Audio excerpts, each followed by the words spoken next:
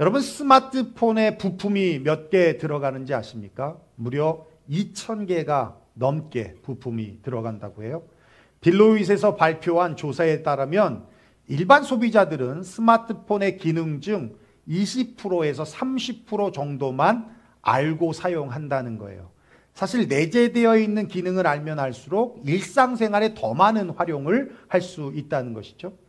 디젤 차를 기준으로 했을 때 한 대의 완성차에 들어가는 부품이 무려 2만 개가 들어간다고 해요. 그리고 소프트웨어가 100만 개가 들어간다고 합니다. 그만큼 점점 기능이 복잡해지고 있지만 많은 사람들은 그 기능을 잘 몰라서 사용하지 못하죠. 네. 알면 더 안전하게 편안하게 운전할 수 있는데 그렇다는 겁니다. 인간은 수천억 개의 세포로 구성이 되어 있어요. 스마트폰이나 자동차와는 비교될 수 없습니다. 그런데 사용 설명서도 보지 않고 인생을 살겠다라고 한다면 그게 교만이겠죠. 셀폰을 디자인하고 설계한 사람, 자동차를 디자인하고 설계한 사람이 있듯이 우리 인생을 디자인하고 설계하신 분이 계십니다. 그분이 바로 여호와 하나님입니다. 여러분 믿습니까? 예, 요한복음 9장에 보면 날 때부터 소경된 사람에 대한 에피소드가 기록되어 있는데요. 제자들이 이 시각장애인을 보고 예수님께 뭐라고 묻냐면 이 사람은 누구의 죄 때문입니까? 라고 물어요. 누구의 죄 때문에 이렇게 시각장애인이 된 것입니까? 그것도 날 때부터. 자신의 죄 때문입니까? 아니면 부모의 죄 때문입니까? 근데 이 말이요. 이 내용을 보면 아주 무서운 말입니다. 뭐냐면 타고난 팔자를 얘기를 하는 거예요. 네. 너는 소경이야. 그러니까 구걸하며 살아야 해. 이게 네 팔자야. 네 팔자는 이렇게 소경으로 태어나는 거야. 라는 얘기를 하는 거예요. 사실 이게 우리들이 보는 시각 아닙니까? 그런데 예수님이 이렇게 말씀하세요. 이 사람이 그 부모의 죄로 인한 것이 아니라 그에게서 하나님이 하시는 일을 나타내고자 합니다. 소경의 팔자가 아니라 하나님이 하시는 일을 나타내고자 합니다. 여러분 팔자는 없어요. 팔자대로 사는 게 아닙니다. 태어난 대로 사는 게 아닙니다. 하나님의 계획대로 사는 거예요. 소경으로 태어났으니 넌 소경으로 살아라. 가난하게 태어났으니 너는 가난하게 살아라. 너희 집안은 뚱뚱하니까 뚱뚱하게 살아라. 너희 부모님은 못 배웠으니까 너도 공부하지 말고 살아라. 다 거짓말입니다. 환경이 우리의 삶을 결정하지 않아요. 상황이 우리의 삶을 결정하지 않습니다. 하나님께서 디자인하신 대로, 계획하신 대로, 우리를 이끄시는 대로 사는 거예요. 소경도 거짓된 팔자에 속아서 살았었습니다. 그런데 언제 이걸 알았냐면 예수님을 만나고 알게 됐어요. 예수님께서 진흙을 이겨서 눈에 바르신 후에 실로암 연못 가서 씻으라는 겁니다. 그 명령의 말씀에 순종해서 씻었더니 눈이 보이는 거예요. 어둠의 장벽들이 무너져 버렸어요. 드디어 나를 향한 하나님의 계획을 보았습니다. 그리고 그를 통하여 하나님의 일에 나타나는데 그의 입술로 예수 그리스도가 메시아라는 것을 증거하게 되더라는 거예요. 여러분 그렇습니다. 눈에 덮인 이 비늘이 뭐예요? 거짓된 팔자라는 거예요. 이거 벗겨내야 되는데 이거 못 벗기고 살아가는 사람들이 너무 많다는 거예요. 우리들이 가지고 있는 내 꼴, 내 주제, 내 형편, 내 상황, 내가 나를 바라보면서 가진 이 부정적인 편견들, 이게 눈에 덮인 비닐이라니까요. 이거 긁어버려야 되는데, 이거 떼어버려야 되는데, 이거 못 버리면 그냥 내 팔자가 이러느니 하고 이렇게 살아가는 거예요. 거짓에 속아서. 이거 벗겨내는 게 믿음입니다. 나를 향하신 하나님의 계획을 보는 게 믿음이라는 거예요. 여러분 나를 향하신 하나님의 계획이 있다는 것은 인간은 누구나 목적을 가지고 태어난다는 말입니다. 세상에 존재하는 모든 것은 이유 없이 존재하는 게 아무것도 없어요. 그리고 세상에 존재하는 모든 것은 이유와 목적대로 존재할 때에 최고의 가치로 인정받을 수 있다는 겁니다. 여러분이 가지고 있는 셀폰으로 못 박는 데 쓴다면 이 얼마나 셀폰의 가치를 저렴하게 만드는 겁니까? 셀폰으로 못 박으면 이게 쓸 수 있겠습니까? 예. 고장나죠. 쓰지도 못하는 거예요. 여기 태블릿이 있지만 이 태블릿으로 문서도 작성하고 인터넷도 하고 화상통화도 하고 게임도 하고 영화도 보고 그러는데 이 태블릿으로 거울로 쓰면 얼마나 저렴합니까? 그렇죠? 인생도 마찬가지예요. 우리의 가치가 부자냐 가난하냐, 갑이냐 을이냐, 성공했냐 실패했냐, 가방끈이 기냐 가방끈이 짧냐, 뭐 이런 거로 결정되는 게 아니라 이 땅에 태어난 목적대로 살아가고 있느냐 없느냐에 따라 내 가치가 결정되어진다는 거예요. 한 학생이 전공시험을 보는데 딱 한 문제 나왔어요. 논술형이었습니다. 여러분 논술형 뭔지 알죠? 예. 사지선다형 멀티플 초이스가 아니라 썰 푸는 거예요. 썰 푸는 거. 예. 그러니까 열심히 답안지 썰 풀면 되겠지 하고 3장을 꽉꽉 썼다는 거예요. 중간에 하이라이트하고 교수님한테 잘 보이려고 하이라이트하고 꽃도 좀 그려놓고 눈웃음도 좀 쳐주고 3장 읽으려면 쉽지 않으니까 막 이렇게 정성을 다해 썼어. 그리고 답안지를 딱 제출했는데 나오면서 드는 감정. 와 이러다가 수석하는 거 아니야? 이 감정 갖고 나왔는데 결과는 D. 그것도 플러스가 아니라 마이너스. 교수님께 찾아갔어요. 따졌습니다. 교수님 제가 왜 D-입니까? 했더니 교수님 하시는 말씀이 시험 문제에 답을 써야지 네가 하고 싶은 말을 쓰면 되냐? 야단을 치시는 거예요. 그렇죠. 여러분 그런 답안지를 읽고 D-로도 줬으면 그 교수님이 대단한 겁니다. 예. 그런데 참 많은 사람들이 인생을 이렇게 살고 있지 않냐는 거예요. 열심히 최선을 다해 살지만 정답과 거리가 먼 거예요. 그렇게 인생을 살고 있지 않냐는 겁니다. 한 학생이 버스를 탔어요. 기사 아저씨한테 아저씨 맨하탄까지 얼마 걸려요? 30분. 그리고 이제 자리에 앉았는데 깜빡 졸았어요. 그리고 다시 물었습니다. 아저씨 맨하탄 얼마 남았어요? 1시간. 아니 30분이라며요. 그래 1시간. 봤더니 까꾸로 가는 차를 탔어. 차를 타면서 아저씨 맨하탄 가요? 라고 물어야 되는데 아저씨 맨하탄 가요? 맨하탄 가. 그러면 맨하탄까지 얼마나 걸려? 이렇게 물어봐야 되는데 아저씨 맨하탄까지 얼마나 걸려요? 여기서는 30분 걸리지. 그런 거예요. 시간 체크만 한 겁니다. 열심히 사는 거 중요해요. 옳은 방향, 옳은 목적, 옳은 목표를 향해 열심히 살아야 되는데 잘못된 방향과 목표와 목적으로 열심히 산다면 인생을 살고도 뒤돌아보면 내 인생은 D-인 거예요. D-. 그래도 F가 아닌 건 열심히 했으니까 D-. 여러분, 그러므로 우리가 끊임없이 물어야 하는 질문이 있습니다. 이건 헌터도 물어봐야 돼. 지수로 물어봐야 돼. 쟤도 지물어. 내가 왜 태어났는지. 쟤도 물어봐야 돼. 나이가 많이 드신 80 드신 장로님도 물어보셔야 돼요. 내가 왜 태어났는지, 무엇을 위해 태어났는지, 누구를 위해 태어났는지, 내가 지금 해야 할 것이 무엇인지, 내가 지금 어디로 가고 있는지, 어디로 가야 하는지, 지금 잘 가고 있는지. 이거 계속 물어보는 거예요. 계속 물어보는 거예요. 여러분 여기에 지혜가 필요한데요. 여러분 나 자신에게 묻는다고 답이 나오겠습니까? 아니요. 누구에게 물어봐야 해요? 나를 존재케 하실 분, 창조주 여호와 하나님. 그분께 묻는 거예요. 내 뜻대로가 아니라 그분의 뜻대로 살아야지만 승리한 인생, 행복한 인생, 복된 인생이 되는 것입니다. 우리 말씀 한번 읽어볼까요? 마태복음 7장 21절 시작. 나더러 주여 주여 하는 자마다 다 천국에 들어갈 것이 아니요 다만 하늘에 계신 내 아버지의 뜻대로 행하는 자라야 들어가리라. 예, 이 말씀은 천국에 들어가는 방법을 말씀해 주는 게 아닙니다. 정말 예수님을 영접하고 그분을 인격적으로 만나서 거듭난 하나님의 자녀가 되면 삶이 변화가 되는데 입술로 주여 주여 하며 사는 게 아니라 여러분 왜 주여 주여 할까요? 자신의 필요를 채우기 위해서 자신의 영광을 위해서 주여 주여 하는 거예요. 그게 아니라 아버지의 뜻을 구하고 찾고 그 뜻대로 사는 사람이 되더라는 겁니다.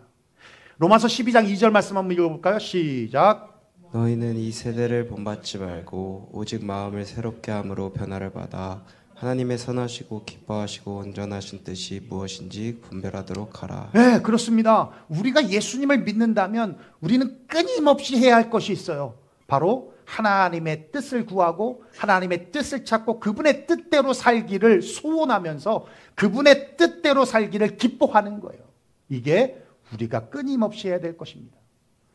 부모의 뜻대로 행하는 사람을 효자라고 하는 거고, 대통령의 뜻대로 행하면 충신이 되는 거고, 선생님의 뜻대로 행하면 모범생이 되는 거고, 하나님의 뜻대로 살면 하나님의 사람이 되는 겁니다.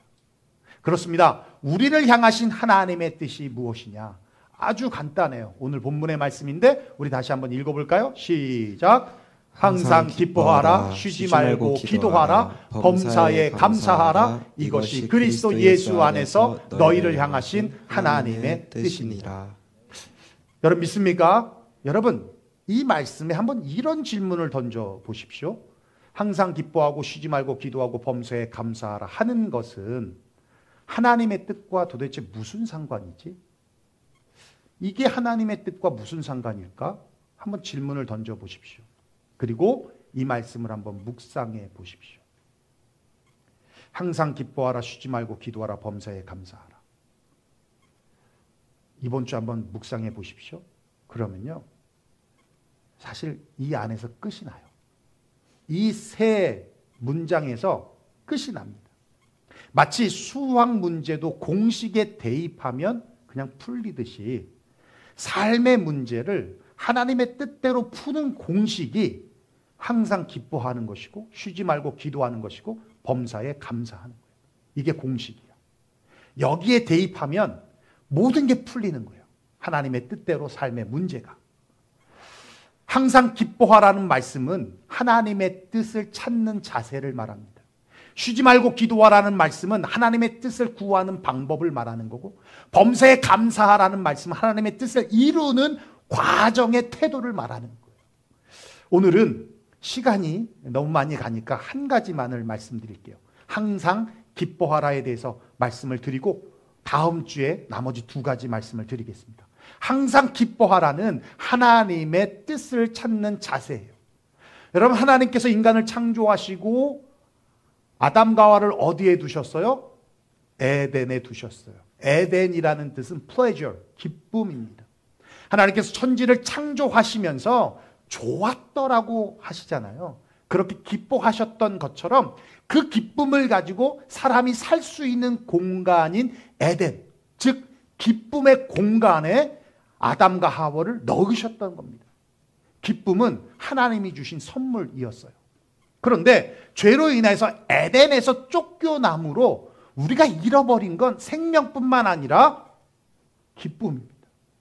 기쁨의 공간이었던 에덴에서 쫓겨남을 통해 기쁨도 잃어버렸어요. 그래서 사람들은 끊임없이 기쁨을 찾기 위해 여행도 가고 쇼핑도 하고 맛집도 찾아가면서 아주 비싼 비용을 지불하지만 그럼에도 불구하고 웃을 일이 많지 않은 이유는 재미나 흥미로운 것으로 기쁨을 찾으려고 하기 때문이라는 거예요. 여러분, 재미로운 것, 흥미로운 것과 기쁨은요, 모두 즐거움이라는 현상으로 나타나지만 그 의미는 하늘과 땅 차이입니다. 여러분 드라마, 예능, 영화를 볼 때 재밌고 흥미가 있지만 보고 나면 와 기쁨이 막 넘쳐나요? 기쁨이 막 넘쳐납니까? 허전하고 허무하고 어쩔 땐 짜증이 나요. 요즘에 저 드라마 잘 안 보는데 사모가 나의 완벽한 비서라는 드라마를 보더라고요. 볼 때마다 짜증이 나. 근데 계속 보게 돼. 그거 보면서 느낀 건 일단 잘생기고 봐야겠다. 일단 이쁘고 봐야겠다. 잘생기고 이쁘면 다 용서되는 것 같아. 안 보고 싶은데 계속 보게 돼. 여러분 도박하는 거 시간 가는 줄 모르지만 돈 따면 돈 따는 즐거움이 있죠. 그런데 막 기쁨이 넘쳐납니까? 아니요. 여러분 술 마시는 거, 술 좋아하는 분들이 이구동성을 하는 얘기가 뭐냐면 분위기가 좋다는 거예요. 술 먹는 분위기가. 좋죠. 뭐 마시면 몽롱해지니까. 그죠? 네, 재밌죠. 그렇다고 술 먹고 나면 막 기쁨이 막 그런가? 기쁨이 막 솟아나요?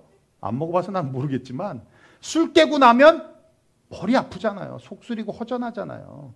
여러분 우리 핍박 게임 하잖아요. 핍박 게임 끝나면 막 기쁨이 솟아나요? 하는 분들 기뻐? 얼굴이 썩었던데 뭘. 여러분 요즘 PC방에서 애들 뭐 리그 오브 레전드? 뭐 이런 거 하잖아요. 완전히 영혼조차 빨려 들어갑니다. 그러니까 며칠을 컵라면 먹으면서 거기서 살잖아요. 그래서 죽는 청소년들이 있잖아요. 그런데 게임하고 일어서면 막 기쁨이 넘치냐고요. 뭐 허전과 허무와 분노와 내가 왜 쟤한테 졌을까 막 이러면서 감정이 막 자극되잖아. 여러분 재미나 흥미는요 감정을 자극하는 거예요. 그래서 그것을 통해서 얻는 즐거움이 길거나 깊지가 않는 겁니다. 뿐만 아니라 감정을 자극하니까 착구대성이 생기는 거예요. 그래서 더 큰 재미, 더 흥미로운 일을 찾게 되는 거예요. 그러다 보니까 중독까지 가는 겁니다. 그러나 여러분 기쁨은 감정의 자극이 아니에요. 마음에서 임하는 거고 마음에서 솟아나는 겁니다. 우리 시편 4편 7절인데 읽어볼까요? 시작. 주께서 내 마음에 두신 기쁨은 저희의 곡식과 새 포도주의 풍성할 때보다 더하니이다. 내 마음에 두신 기쁨은 곡식이 많아도 새 포도주의 풍성함이 있어도 비교될 수 없다는 얘기입니다. 요한복음 15장 11절 한번 읽어볼까요? 시작. 내가 이것을 너희에게 이름은 내 기쁨이 너희 안에 있어 너희 기쁨을 충만하게 하려 함이라. 22절 말씀 시작. 지금은 너희가 근심하나 내가 다시 너희를 보리니 너희 마음이 기쁠 것이요 너희 기쁨을 빼앗을 자가 없으리라. 24절 시작. 지금까지는 너희가 내 이름으로 아무것도 구하지 아니하였으나 구하라 그리하면 받으리니 너희 기쁨이 충만하리라. 예, 너의 기쁨이 충만할 것이고 그 기쁨은 누구도 빼앗을 것이 없으며 무슨 말씀이냐면 예수님이 죽으심과 부활은 우리에게 구원만 허락한 것이 아니라 우리 안에 기쁨도 회복시켜 주셨다는 겁니다. 그러니까 이 기쁨은 세상 사람들이 절대 모르는 기쁨이에요. 왜냐하면 주님을 모르니까. 주님을 알았을 때, 주님을 만났을 때 오는 기쁨이고 주님으로 말미암아 회복되어지는 기쁨이니까 예수님을 알지 못하면 모른다는 거예요. 그런데 문제는 교인들도 이 기쁨을 모른다는 겁니다. 왜 사람들이 교회를 떠납니까? 복음이 가치가 없어서요? 예수님의 능력이 모자라서요? 교회에서 예배를 통해 기쁨을 찾지를 못하니까. 교회를 다니고 예수를 믿는다고 하면서 기쁨을 모르기 때문에 교회를 떠나는 거예요. 여러분 교회 생활에서 얻어지는 재미가 기쁨이라고 생각하신다면 그건 오해입니다. 물론 여러분 신앙생활이 재미가 있어야 돼요. 오늘 우리 볼링 대회 하잖아요. 네, 이런 볼링 대회도 하는 거예요. 요리 대회도 하고요, 체육 대회도 하고요, 야유회도 하고요. 재미가 있어야 돼요. 재미가 있어야 오죠. 재미가 없는데 어떻게 오겠습니까? 그런데 교회 생활에 재미를 주는 것은 마음의 문을 열기 위해서예요. 그 이상도 그 이하도 아니라니까요. 그 열린 마음에 예수를 넣으려고, 예수의 복음 심으려고, 그래서 예배를 통해서 예수님이 주시는 기쁨을 회복시키게 하기 위해서 볼링 대회도 하고 체육 대회도 하고 재밌는 일도 하고 이러는 겁니다. 이게 본질이 아니라니까요. 네. 여러분 사도행전 3장에 보면 성전 미문에 앉아있는 안진뱅이가 있어요. 이 사람은 매일 그 자리에 나와요. 매일 나와요. 그리고 지나가는 성전으로 들어가는 사람들을 바라보면서 아주 불쌍한 표정을 지으면서 동정을 해요. 네, 구걸을 합니다. 그러면 사람들이 좋은 사람 만나면 동전을 떨어뜨리겠죠. 그러면 즐거워요. 좋아요. 그리고 오늘 최고를 기록하면 뿌듯할 거예요. 오늘 하루 내가 이렇게 해서 내 몫을 했구나라는 생각이 들지 않겠습니까? 근데 그에게 기쁨은 없었어요. 동전 한 입 넣는다고 기뻐하지는 않았어요. 근데 베드로 요한이 그 앞을 지나가면서 여전히 바라보면서 동전을 구할 때 내가 은과 금은 없지만 내가 있는 나사렛 예수의 이름으로 일어나 걸으라 하면서 그의 오른손을 잡고 일으켜 세웠더니 발에 발목에 힘이 들어갔어요. 그런데 앉아서 평생을 살았던 사람이 일어나면서 뛰고 기뻐하면서 성전에 들어가 하나님을 찬양했다 그랬단 말입니다. 뭐예요?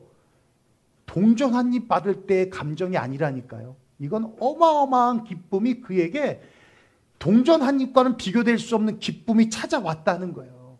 예. 여러분, 교회는 왔는데 여전히 영혼은 성전 문 밖에서 구걸하는 안진뱅이와 같이 동전 한 입의 즐거움을 가지려고 하는 영적인 안진뱅이가 있어서는 안 된다는 겁니다. 예수의 이름이, 예수의 능력이, 예수의 은혜가 안진뱅이에게 들어갔더니 기쁨이 회복되면서 뛰며 찬양하며 즐거워했던 것처럼,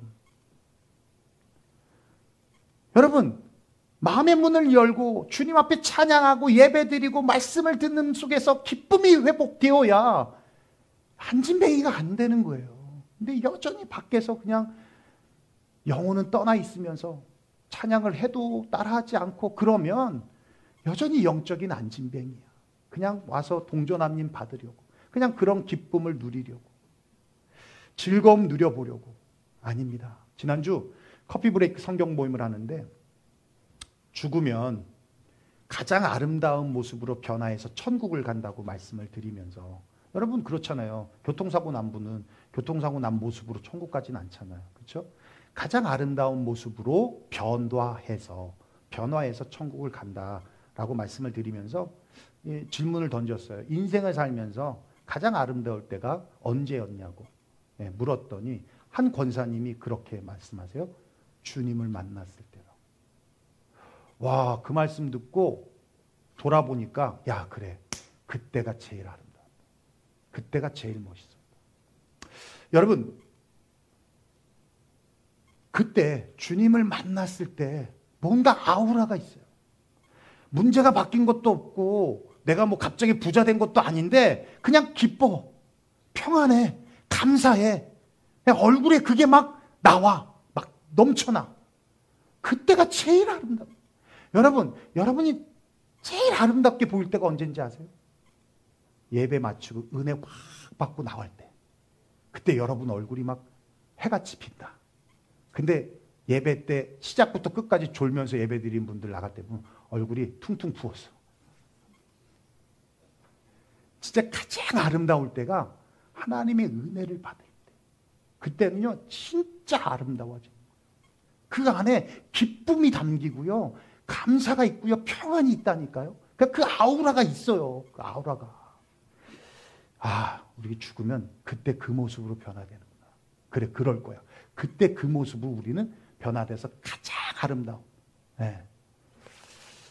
이렇게 기쁨이 회복이 되면 달라지는 게 있어요. 삶의 문제를 바라보는 태도가 달라져요. 우리 하박국 선지자의 고백을 한번 들어볼까요? 시작. 비록 내가 무화과 잎이 마르고 포도열매가 없으며 감람나무에 소출이 없으며 우리의 양이 없고 외양간에 송아지 없어도 나는 여호와로 인하여 즐거워하며 구원의 하나님으로 인하여 기뻐하리로다. 여러분, 기쁨이 회복되기 전에는 무화과 잎이 마름에 근심 걱정을 했습니다. 포도나무가 없는 것 때문에 괴로워했고요, 감람나무에 소출이 없는 것을 보면서 어떻게 살아야 할지 막막했습니다.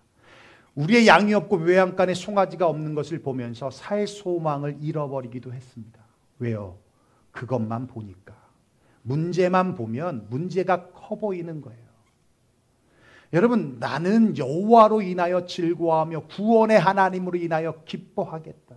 이 무슨 말씀이에요? 문제가 아닌 문제보다 크신 하나님을 보겠다는 거예요. 나를 향하신, 또 우리를 향하신 선하시고 놀라운 하나님의 계획을 신뢰하겠다는 거예요. 그랬더니 즐거워하고 기뻐하겠다는 겁니다. 여러분은 아무리 훌륭한 세계적인 운동선수라도 소위 멘탈 털리면요, 멘탈 흔들리면 그 경기 망하는 겁니다. 시험을 앞둔 수험생들이 긴장하고 불안하면요, 알고 있는 것도 생각나지 않는 거예요. 시험을 망치는 거예요. 예, 면접 시험을 보는데 면접관한테 압도되면요, 마음이 위축돼서요, 질문이 들리지도 않고 말을 조율이 있게 할 수도 없는 거예요. 그런데 이 기뻐하잖아요. 그 기쁨을 잃어버리지 않으면 멘탈이 잡힙니다. 흔들리지 않는 거예요. 그러면 성령님께서 역사가 나타나서 내가 가진 능력 이상의 실력이 나타나는 겁니다. 지난주 교제하는 목사님들과 만나서 점심을 먹는데 한 분이 대상포진에 걸려서 응급실까지 갔다고 하시는 거예요. 진짜 고통스럽대요. 그러니까 대상포진에 걸리면 여자들이 출산할 때 고통만큼 그렇게 느껴진답니다. 그냥 옷이 닿아도 아프다는 거예요. 그래서 밥 먹자마자 바로 약국 가서 대상포진 백신 맞았어요. 그랬더니 몸살 오듯이 막 몸이 너무 아프더라고. 오늘 새벽까지도 너무 아팠는데. 예. 그러면서 한 분이 자기 후배 목사님에 대한 간증을 이야기하시는데 얼마나 은혜가 되는지, 젊은 나이에 큰 교회 부목사로 부임해 갔답니다. 거기서 실력을 인정받아서 담임 목사 후임이 되셨대요. 대단한 거죠. 그렇게 2대 목사님이 되면서 딱 한 가지 바꿨답니다. 예배 순서를 바꾸는데 사도신경을 뺐다는 거예요. 이게 난리가 난 거야. 기존의 장로님들이 원로 목사님한테 컴플레인하고 원로 목사님은 후임 목사님 야단치고, 그렇게 시작된 것이 어디까지 갔냐면 2단 시비까지 간 거예요. 2단 시비까지. 예, 다 질투죠. 시기죠. 예, 은퇴하면 떠나야 돼요. 후임이 잘할 수 있도록 떠나주는 게 주님의 뜻입니다. 그러면서 이 목사님이 공황장애가 온 거예요. 공황장애. 거기에 대상포진까지 오고. 그러니까 목회가 될 수가 없죠. 그래서 사임을 하게 되고 쉬게 되었습니다. 이게 얼마나 절망스럽겠습니까? 그래도 유능한 목사님이었으니까 교단에서 배려해서 알라바마에 작은 교회를 맡아보라는 권면을 하고 알라바마에 갔다는 거예요. 말 그대로 알라바마는 시골이잖아요. 갔더니 소위 양공주 분들만 계시더라는 거예요. 한국에서 주둔하고 있는 미군과 결혼해서 오신 분들. 그런 분들만 많지도 않고 몇 분 계시더라는 겁니다. 근데 그곳에서 주님만 바라보면서 열심히 목회를 하셨어요.